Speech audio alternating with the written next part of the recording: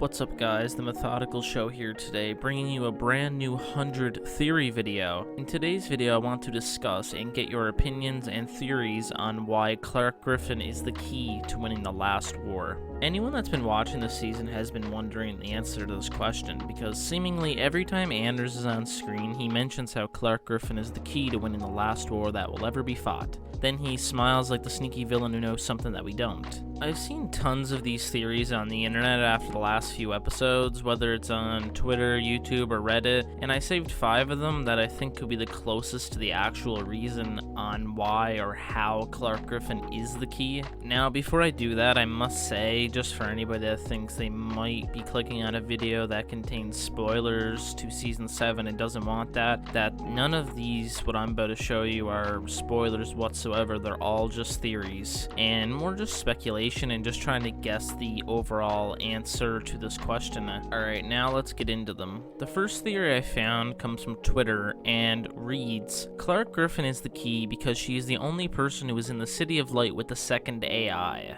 And I think this theory is going to go hand in hand with a lot of the theories in this video actually, because most of the speculation I've seen about the answer to why she's the key generally go together with Clarke being in the City of Light, and that's somehow meaning that she has information that nobody else in the show would have. The second theory again comes from Twitter and reads, Bill Cadigan killed Becca. Clarke Griffin saw it all happen. With Clarke having the Allie chips, she is the key to solving everything.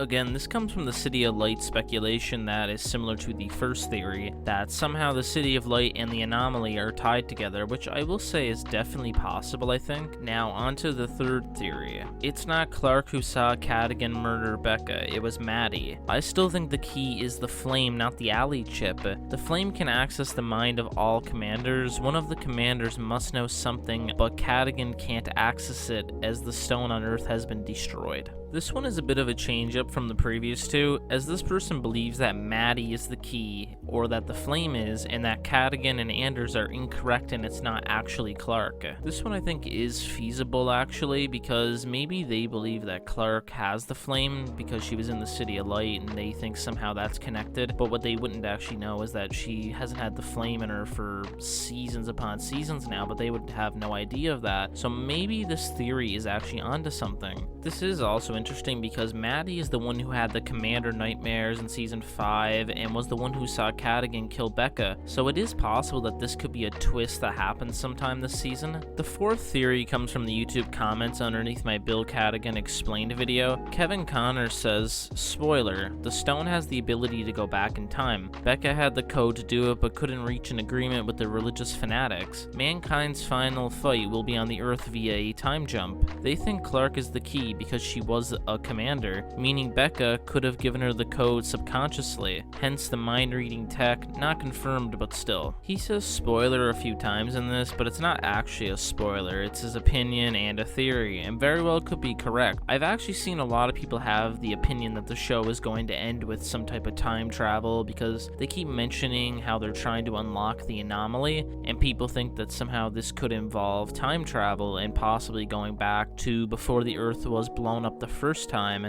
and I'm not sure how I would feel about an ending like that. I will say it is possible and does seem to be a direction in which they could go with the final season. But now on to the fifth and last theory, and it just simply states it's going to end up that Clarke is a descendant of Cadigan. This would be a major twist in the story this season. I'm not sure how logically how this theory would really check out, but as we've come to learn, especially in this season of the 100, nothing really is impossible. Like in this final season, we've seen things that are pretty much borderline magic, basically. So them being able to weave this somehow into a story that happened hundreds of years ago wouldn't really surprise me all that much, even though it would be a major twist to the story if this were to be the case. And maybe they're onto something, because why else would Clarke really be the key? I don't know.